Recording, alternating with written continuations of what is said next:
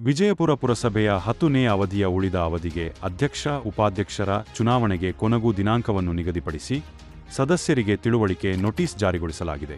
ಅಧ್ಯಕ್ಷ ಉಪಾಧ್ಯಕ್ಷರ ಸ್ಥಾನಗಳಿಗೆ ಉಳಿದ ಅವಧಿಗೆ ಮೀಸಲಾತಿ ಪ್ರಕಟಗೊಳಿಸಿ ಹಲವು ತಿಂಗಳುಗಳೇ ಕಳೆದರೂ ಇದುವರೆಗೂ ಸಂಬಂಧಪಟ್ಟ ಅಧಿಕಾರಿಗಳು ಇದುವರೆಗೂ ಚುನಾವಣೆ ನಿಗದಿಗೊಳಿಸಿಲ್ಲವೆಂದು ಸಾರ್ವಜನಿಕರ ಒತ್ತಾಯವಾಗಿತ್ತು.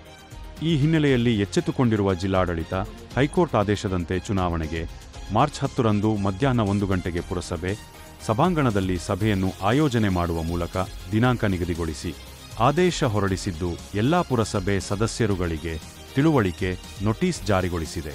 ಇದೇ ಸಂದರ್ಭದಲ್ಲಿ ವಿಜಯಪುರ ಜೆಡಿಎಸ್ ಅಧ್ಯಕ್ಷರಾದ ನಾರಾಯಣಸ್ವಾಮಿ ಮಾತನಾಡಿ, ನಮ್ಮ ಪಕ್ಷದಲ್ಲಿ 13 ಸದಸ್ಯರು ಗೆದ್ದಿದ್ದು 13 ಸದಸ್ಯರಲ್ಲಿ ಒಬ್ಬರನ್ನು ಅಧ್ಯಕ್ಷ ಉಪಾಧ್ಯಕ್ಷರನ್ನಾಗಿ ಮಾಡಲು ಜೆಡಿಎಸ್ ಪಕ್ಷದ ಮುಖಂಡರು ಮತ್ತು ಮಾಜಿ ಶಾಸಕರು ತಾಲೂಕು ಅಧ್ಯಕ್ಷರುಗಳಿಗೆ ತಿಳಿಸಲಾಗಿದೆ. ಅವರ ಸೂಚನೆ ಮೇರೆಗೆ ಎಲ್ಲವೂ ನಡೆಯುತ್ತದೆ ಎಂದು ತಿಳಿಸಿದ್ದೇನೆ. ಅವರ ನೇತೃತ್ವದಲ್ಲಿ ಎಲ್ಲವೂ ಸುಗಮವಾಗಿ ನಡೆಯಲಿದೆ ಎಂದು ಹೇಳಿದರು.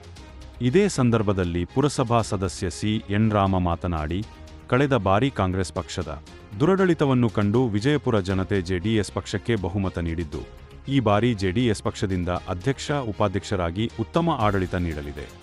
ಪಟ್ಟಣದ ಜನತೆಯ ಜವಾಬ್ದಾರಿ 13 ಮಂದಿ ಸದಸ್ಯರ ಮೇಲಿದೆ. ಮುಂದಿನ ದಿನಗಳಲ್ಲಿ ಉತ್ತಮ ಆಡಳಿತವನ್ನು ನೀಡುತ್ತೇವೆ. ಎಲ್ಲ ಪಕ್ಷಗಳಲ್ಲೂ ಗೊಂದಲಗಳು ಇದ್ದಿದ್ದೇ ಅದನ್ನು ತಣ್ಣಗಾಗಿಸಿ ಮುಂದಿನ ದಿನಗಳಲ್ಲಿ ಉತ್ತಮ ಆಡಳಿತ ನೀಡುವಲ್ಲಿ ಗಮನ ಹರಿಸುತ್ತೇವೆ ಎಂದರು.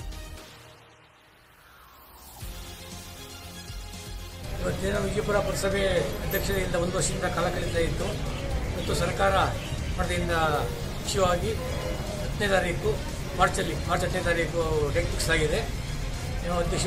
ಅಧ್ಯಕ್ಷರಾಗಿ ಜನರಲ್ ಲೇಡಿ, ಉಪಾಧ್ಯಕ್ಷರಾಗಿ BCMA ಲೇಡಿ ಕ್ಯಾಟಗರಿ ಬಂದಿತ್ತು. ಅದನ್ನು ಡೇಟ್ ಫಿಕ್ಸ್ ಮಾಡಿದ್ದಾರೆ.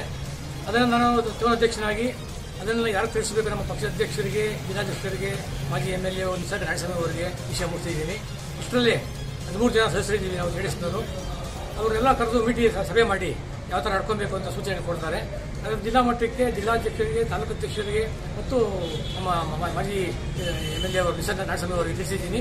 ಅದರ 13 ತಾರೀಕು ಆಗುವವರ ಬಗ್ಗೆ ಎಲ್ಲ ಅವರು ಕೂತು ಮಾತಾಡ್ತಾರೆ.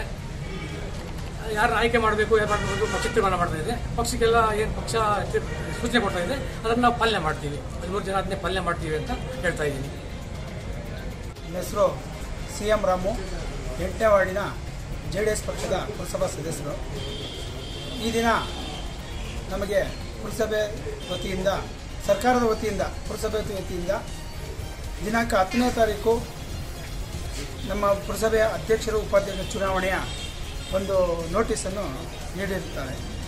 ಈ ನೀಡಿರುವ ಕಾರಣದಿಂದಾಗಿ 10ನೇ ತಾರೀಕು ಏನು ಈ ಅಧ್ಯಕ್ಷ ಉಪಾಧ್ಯಕ್ಷರ ಚುನಾವಣೆ ಕಾರ್ಯಕ್ರಮ ಇರೋದರಿಂದ ನಮ್ಮ ವಿಜಯಪುರ ಟೌನ್ನಲ್ಲಿ ವಿಜಯಪುರ ಜನತೆ ನಮ್ಮ ಜೆಡಿಎಸ್ ಪಕ್ಷಕ್ಕೆ 13 ಸೀಟುಗಳ ಬಲವನ್ನು ನೀಡಿ ವಿಜಯಪುರ ಅಭಿವೃದ್ಧಿಯತ್ತ ಸಾಗಲಿ ಅಂತ ಹೇಳಿ ನಮ್ಮನ್ನು ಆರಿಸಿ ಕಳಿಸಿರುತ್ತಾರೆ.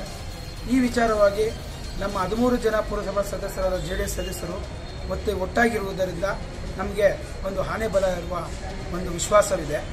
ಮತ್ತು ಎಲ್ಲೋ ಒಂದು ಕೆಲವು ಆಂತರಿಕ ವಿಚಾರಗಳು, ಕೆಲವು ಭಿನ್ನಾಭಿಪ್ರಾಯಗಳು ಮೂಡಿ ಬರ್ತಾ ಇದೆ ಅಂದ್ಬಿಟ್ಟು ಕೆಲವರು ಯಾರೋ ನಮ್ಮ ಪಕ್ಷದ ಬಗ್ಗೆ ಇಲ್ಲ ಸಲ್ಲದ ಆರೋಪಗಳನ್ನು ಹುಡ್ತಾ ಇರ್ತಾರೆ.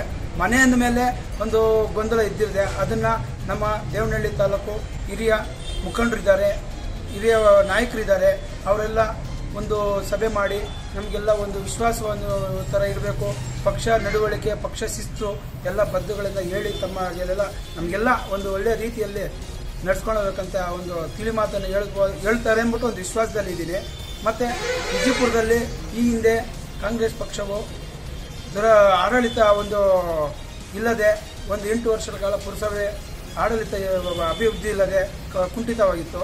ವಿಜಯಪುರ ಜನತೆ ನಮ್ಮ ಜೆಡಿಎಸ್ ಪಕ್ಷವಾಗಿ ಒಂದು ಬೆಂಬಲ ಕೊಟ್ಟು 13 ಜನರನ್ನು ಆರಿಸಿ ಕಳಿಸಿ ಈ ವಿಚಾರವಾಗಿ ನಾವು ಒಂದು ಉತ್ತಮವಾದ ಅಭಿವೃದ್ಧಿಯನ್ನು ಮಾಡ್ತಾ ಇದ್ದೀವಿ ಅಂತ ತಿಳಿಸುತ್ತಾ, ಮತ್ತೆ ಮುಂದೆ ಅಧ್ಯಕ್ಷ ಉಪಾಧ್ಯಕ್ಷ ಚುನಾವಣೆಯು ನಮ್ಮ ಜೆಡಿಎಸ್ ಪಕ್ಷವೇ ಆಡಳಿತ ನಡೆಸುತ್ತಂತ ಉತ್ತಮ ಮನಸ್ಸಿನಿಂದ ಒಳ್ಳೆಯ ನಿರ್ಧಾರಗಳನ್ನು ಕೈಗೊಂಡ 13 ಜನ ಸದಸ್ಯರು ವಿಶ್ವಾಸವಾದವನ್ನು ಯಾಚಿಸುತ್ತಾ ನಮ್ಮ ಒಂದು ಪಕ್ಷವನ್ನು, ಜೆಡಿಎಸ್ ಪಕ್ಷವನ್ನು ವಿಜಯಪುರ ಪುರಸಭೆಯಲ್ಲಿ ಅಧ್ಯಕ್ಷ ಸ್ಥಾನವನ್ನು ಮತ್ತು ಉಪಾಧ್ಯಕ್ಷವನ್ನು ನಮ್ಮ ಪುರಸಭಾ ಜೆಡಿಎಸ್ ಎಲ್ಲ ಅಧಿಕಾರನೇ ಅನುಭವಿಸ್ತದೆ ಅಂತ ಹೇಳ್ತಾ ನಮ್ಮ ಈ ಒಂದು ಚುನಾವಣೆ ಪ್ರಕ್ರಿಯೆಗೆ ನಮ್ಮ ವಿಜಯಪುರ ಸಾರ್ವಜನಿಕರು ಪಾಲ್ಗೊಳ್ಳಬೇಕು ಮತ್ತು ನಮ್ಮ ಒಂದು ಏನು ನಮ್ಮ ಅಭಿವೃದ್ಧಿಗೆ, ನಮ್ಮ ವಿಜಯಪುರ ಅಭಿವೃದ್ಧಿಗೆ ತಮ್ಮೆಲ್ಲರ ಸಹಕಾರ ನೀಡಬೇಕಂತ ಹೇಳ್ತಾ ನಾನು 2 ಮಾತುಗಳನ್ನು ಮುಗಿಸ್ತೀನಿ.